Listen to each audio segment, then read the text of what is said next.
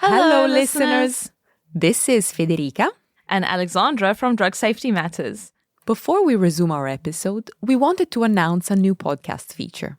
It's called Fan Mail, and it makes it even easier for you to get in touch with us. That's right. All you have to do is click the link at the top of this episode's show notes. That will open a new text message directly to the show. All text messages are anonymous and will be sent to our podcast platform.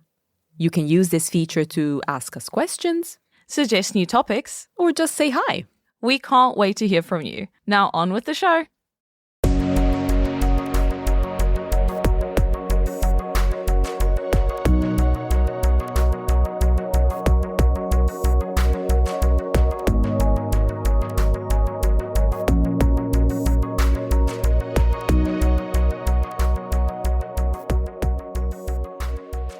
Welcome to Drug Safety Matters, a podcast by Uppsala Monitoring Center, where we explore current issues in pharmacovigilance and patient safety.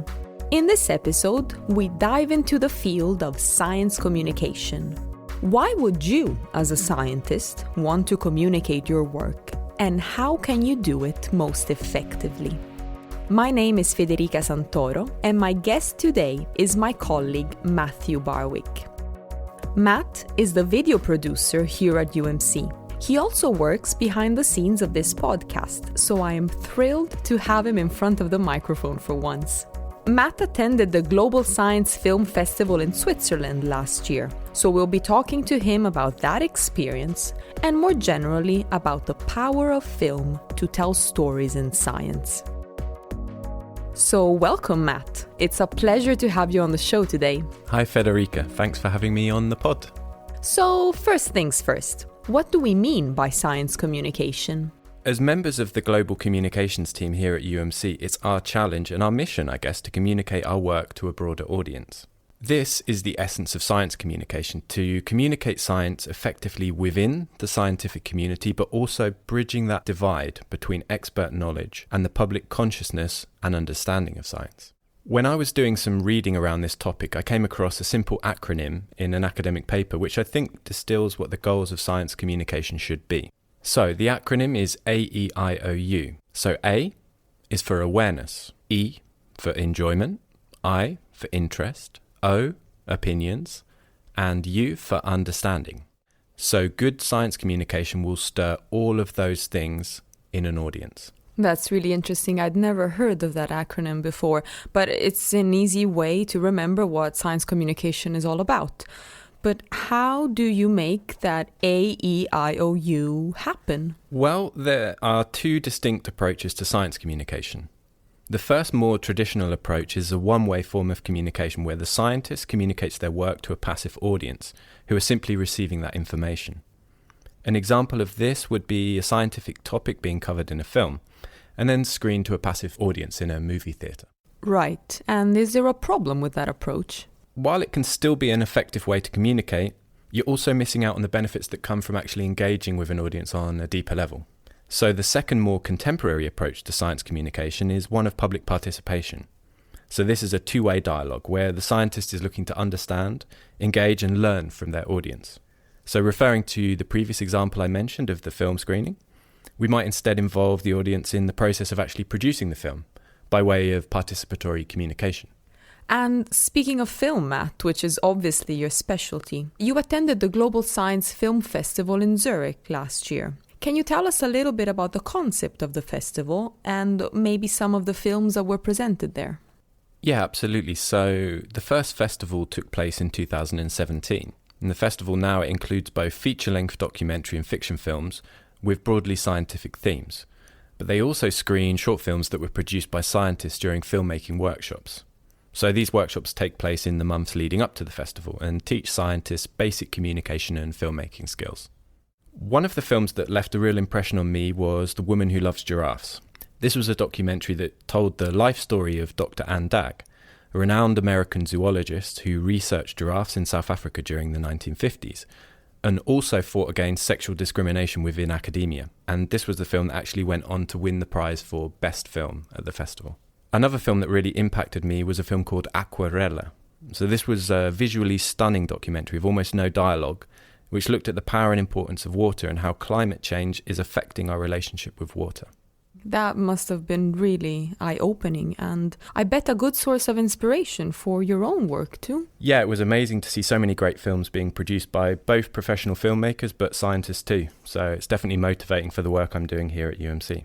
I can imagine. And I understand that while you were there, you spoke to a few people at the festival. Yeah, so while I was in Zurich, I interviewed some of the team of volunteers that make the festival possible every year. So I spoke with Lavinia, Halil and Daniela about the importance of science communication in their eyes. Lavinia, an Italian PhD student in microbiology at the University of Zurich, spoke about the importance of communicating outside of the scientific bubble. This is crazily important. I come from a country where we had several episodes of very bad examples of how miscommunication between the scientific community and the broad public could bring to very sad stories. So I think it's really the time that the scientific community realizes that they are not alone. They have to communicate with people. They have to make things easier to bring them to the broad public. And actually I think that the tool of movies, of films is really good, because in the end, when you tell a story, you really reach the heart, the soul of the other person. So you have to somehow share your passion, your interest in science, and make them aware of the fact that in the end it is a story where you are trying to understand a bit how their body, their life works, so they are part of science. Yeah, that's great. And to come to a festival like this and to have the opportunity to see so many films that are communicating science in different ways, do you think films like this can have a social impact? I think they can. I think they can have a huge social impact, because in the end, it's true that with the methodology of the film, you can really reach the person. You can, while you are telling a story, you can really communicate. And I think that the visual way is always the easy way. In the end, what we do when we try to explain science to students is that we draw models, right? So we try to draw something, to make pictures, to have models. So I think that the visual communication is one of the easiest way to really communicate science in an easy and deep way. I then spoke to Halil. Halil is a former PhD student in evolutionary genetics at the University of Basel. Halil now plays a significant role in organising the festival alongside festival director Samer Angelone. As a filmmaker, he also teaches on the Filmmaking for Scientists workshops offered by the festival, so I spoke to him about his experience both as a scientist but also now as a filmmaker too. I was wondering if you could tell me a little bit about your experience and why you think it's so important to use communication and effective communication and the use of storytelling and narratives, as Samer was talking about yesterday, in the scientific field. Yeah, I think it's good that yesterday also in the debate and now you stress that we have to use effective and specific communication and apply it only when it makes sense and for a specific purpose. And I just told you before about the experience that I had when I first made a little video about my own research, the research in our research group. And obviously we already had the data, what we were studying, and we knew the stuff that we figured out. But then I made this video and I used specific methods to visualize what was going on with that plant at the time that we were researching. And then seeing the video, like seeing the visual information and the spoken information at the same time was just so convincing. It really blew me away. It was so convincing, it was almost impossible to not believe what was presented there, because you heard somebody tell you what is going on and you saw it at the same time. It was just utterly convincing. And I think that's very powerful if you can use techniques to really visualize stuff that is maybe not so easily approachable. So in this festival we're going to show films that were produced in our filmmaking marathon by PhD and master students mainly. And I mean, they are amateurish in a way, but in another way they are extremely emotional. And what I was really surprised is to see the ideas that are in the heads of these students and young scientists. It's really amazing. I mean, the creativity is quite mind-blowing, really. And I think these little movies that we're going to show here are almost going to be as impactful as our feature films. And lastly, I chatted to Daniela, a Portuguese PhD student in biochemistry at the University of Zurich. She shared her thoughts on why events such as these are so important. So I think these kind of events are crucial to bring science to the public. Also because science, it's a very technical field of work, and I think movies or any other kind of events that can demystify science so people can understand it, it's actually very important, because in the end science works for people, for general people. So it's important that the final audience of our work perceives and understands what we do. I also met Cengiz, a former economist turned researcher within environmental science. Cengiz had participated in the filmmaking workshops for scientists and was presenting his short film, which was based on his research of the melting permafrost in Siberia. I didn't get the chance to interview him in Zurich as he had to rush off to Bern to show his film there also, but we spoke on Skype later on. From a scientific background, how did you find the process? Did you find it easy to take to this kind of visual communication field? Did you have some previous experience? Honestly speaking, I had no experience before. I had no clue about it. I was just taking a camera, pressing the button, and that's it. The photo comes out. That's a normal learning process. That's like, as a scientist, you need to be a bit good with the technology. You anyway have an idea. You anyway want to communicate your results to a greater audience. So it's a great way to communicate it. I didn't find it very difficult to learn the process. And I also really believe if you can combine art and science, then I think that would be a very, very effective way of communicating your results. Carrying on from that a little bit, so you went through the process of producing the film and editing the film, and then during the Global Science Film Festival, you were able to actually present your short film to an audience, some of whom were scientists and some were just members of the general public. How was that for you to be able to present your work and to see the reaction to the film? In our research group, for example, we have also received new collaborations through the film, because when I was presenting the film, my film, there was some other scientists watching it, and then they were like interested what we are really doing, this part of the research in the Arctic, and then like we are also doing these and these, and then like let's see what we can do together. That was really nice. You look at your research in another direction. That's not anymore just the mathematical formulas or like the models or whatever it is. In a way, it's easy to communicate that one, because you speak the same language with other scientists. They understand what you're saying. But now you're learning a new language, how you can communicate your science. And that requires you look at it, your own work, in a more simplified way, which you miss it sometimes. When you can really simplify it, then I have the feeling you're having better results. You're having that improves your results, let's say it that way. You need to get into the core of your research. This is the core, and this is what I want to communicate to people. Some really interesting perspectives and opinions there. Thank you so much for collecting all these interviews, Matt. I particularly liked how the PhD students stressed the power of stories and passion. I find that people will often view science as a purely analytical, if not sterile, endeavor. But science is made by human beings, after all, and when you look carefully, you'll find interesting and very passionate stories everywhere in science, I think.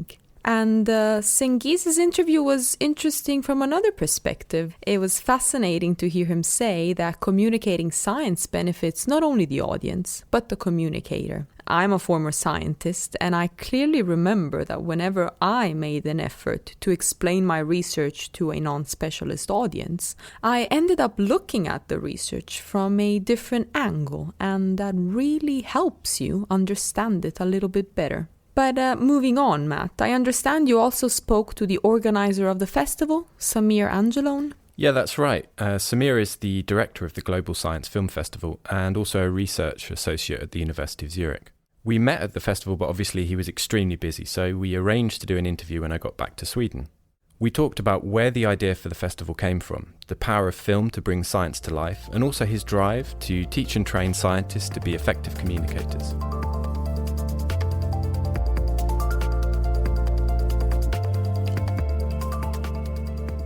So you've gone from a background in science and then you've moved now towards the area of film or narratives communication. So how did you come to actually establish the Global Science Film Festival in Zurich and now in Bern as well in Switzerland? Well, I started my career as a filmmaker by teaching filmmaking for scientists at the University of Zurich and at the ETH. And at the beginning we produced films with the scientists, and we didn't have a platform to show these films. So it was like, okay, we produce something, but we don't have a platform. And that's why we came with the idea of organizing a science film festival. But at the same time, organizing a science film festival to show, let's say, low quality films like made by scientists in 3-4 days, it was not an option. You couldn't bring a good audience to these kind of films. They would say, okay, you can put them online, we can watch them online. So we decided to organize like the global science film festival because we wanted to show very high quality films, and at the same time we put always before each feature film, let's say professional film, we put one film produced by scientists. And I think we were very successful because it's somehow you attract the wide audience by the high quality films, but at the same time they have the opportunity to show films with low budget made by scientists. Filmmaking and film format is the future. Today we hardly read something when you have the option to watch it. And that's why I think the option now to make films, to show films, and for the scientific community and also for the wide audience is really a good option. And if we speak about storytelling, so the filmmakers are on the top of the evolution, let's say, of storytelling. So if we want really to be effective in our communication, we should learn from filmmakers how to tell better stories. It's not only about making films, it's not only about showing films, but also to learn from filmmakers how to tell better stories. And this is part of from what also we teach here in Switzerland. So we teach scientists how to learn from filmmakers to tell better stories, not only to make films, but also to write better papers, to make better presentations. And I think that we have many things that we can learn from filmmakers, not only the technique of filmmaking. One point that was very interesting to me and attractive about the festival was the idea of participatory communication as well. I was wondering if you could just tell us a little bit about how the workshops are designed for scientists and what they learn within the short period of time and what kind of results you've seen within the workshops that you've run for scientists. Okay, the first workshop that I gave in Switzerland was in 2014, and it was filmmaking for scientists. And the aim was that they learn the technique of filmmaking. So they start working with the cameras, lighting, sound, but we don't produce films. They only learn the technical part of filmmaking, okay? And as curiosity, I want to tell you also that it was not good received by the scientific community, the people who organized the workshop, because they said, oh, really, do we need to teach scientists how to make films? So they said for me, okay, you can teach this workshop, but we will not pay for you. We wait until we have good feedback from scientists. And if we have good feedback, we will pay for you. And of course, they paid because it was successful and scientists learned a lot from the workshop.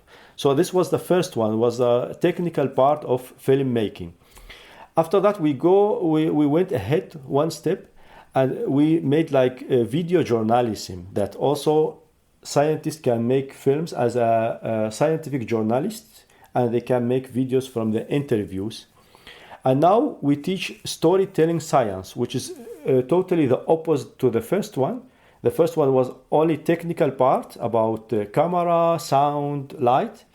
And this one, the theoretical one, is about storytelling. So how to learn from filmmakers how to tell better stories. So they don't learn the technical part. And the last one that we make now is a filmmaking marathon. And in this filmmaking marathon, we join scientists and filmmakers. and they have 4 days to make short films. So it's like let's say it's a competitive workshops. But here again, scientists, they don't learn how to make film. They work together with the filmmakers. So let's say that we have a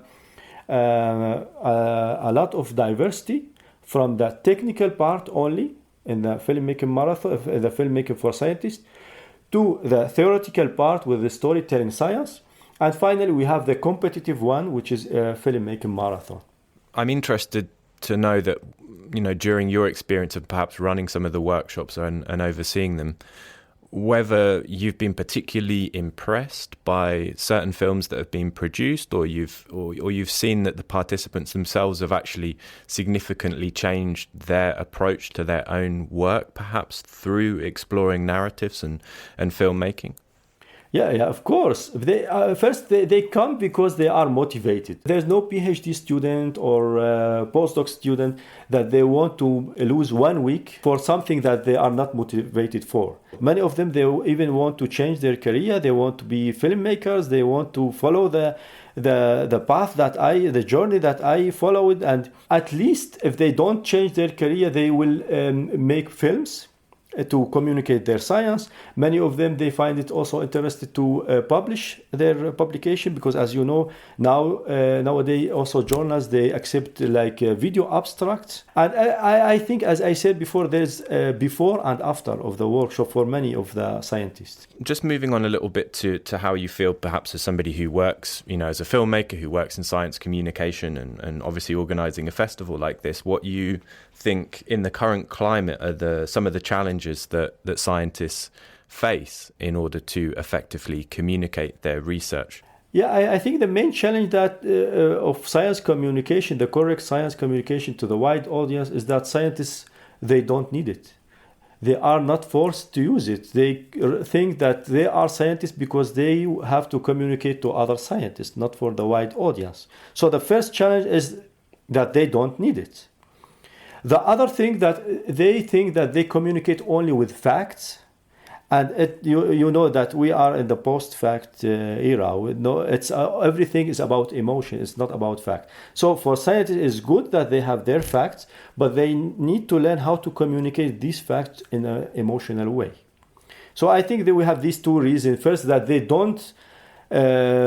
are not forced to communicate to the wide audience, and the second thing, that they think that they can communicate only with facts.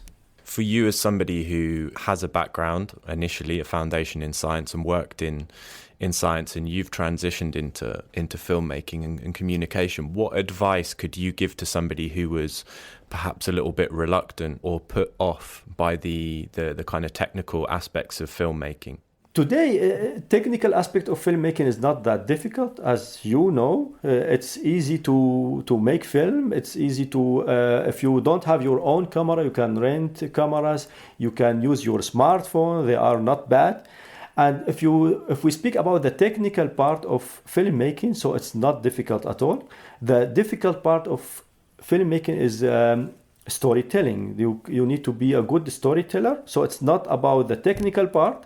And the good things that we have scientists, that we have good stories, great stories, and we have also good access to places that where even professional filmmakers, they don't have.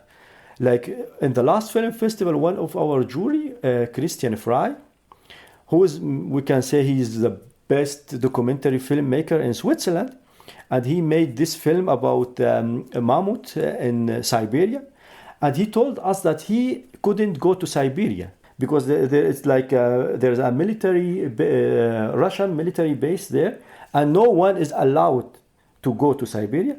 And he was surprised that one PhD student showed a film made by the PhD student in the same place. So he was surprised that a PhD student could make a film where he, as a professional filmmaker, he couldn't make. We have good stories, and we have also good access, which make us powerful. Okay, so we've heard now a few different voices from the festival. We've gained some insight into the power of film as a medium to communicate science. And we've also understood how important it is to communicate science in general, engaging a wider audience and witnessing the impact that might have. But Matt, do you have any practical tips for our listeners? I bet there's someone out there who wants to dip their toe into communication, but might simply not know where to begin. Yes, definitely. There are a few really important things to take into consideration.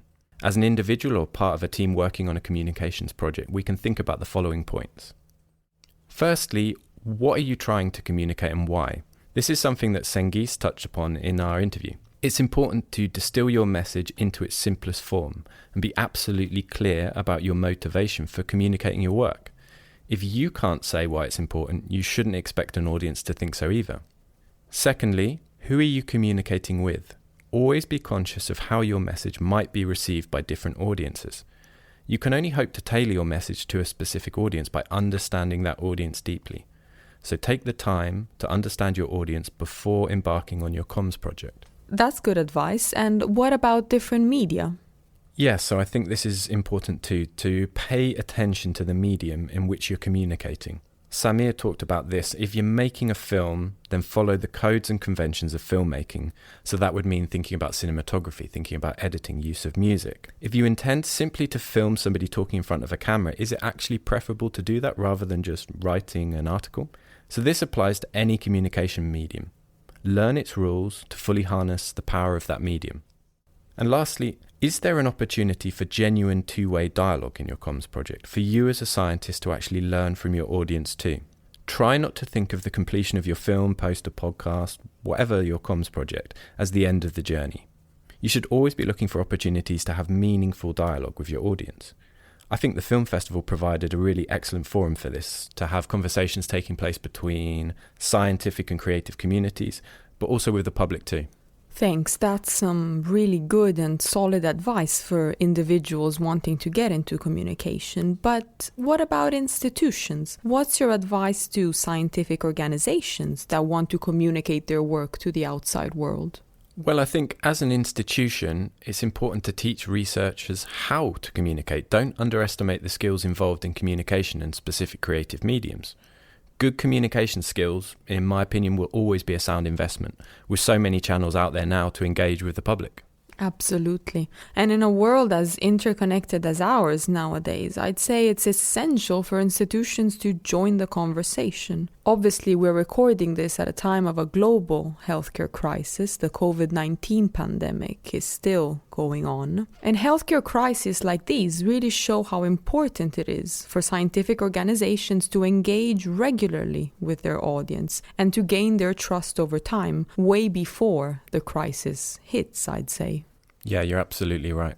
So thanks, Matt, for sharing your expertise. And I hope some of our listeners will be inspired to get out there and start practicing their communication skills straight away. Thank you so much for being with us today. Thank you, my pleasure.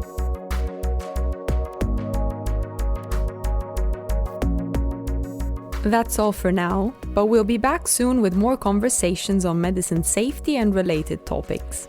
If you'd like to know more about the Global Science Film Festival or science communication in general, check out the episode's show notes for useful links.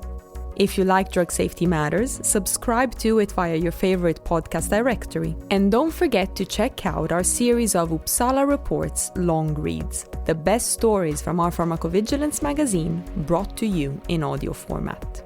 If you have comments or suggestions for the show, do get in touch. We love to hear from our listeners. You'll find Uppsala Monitoring Center on Facebook, LinkedIn, and Twitter, and you can join the conversation there with the hashtag Drug Safety Matters.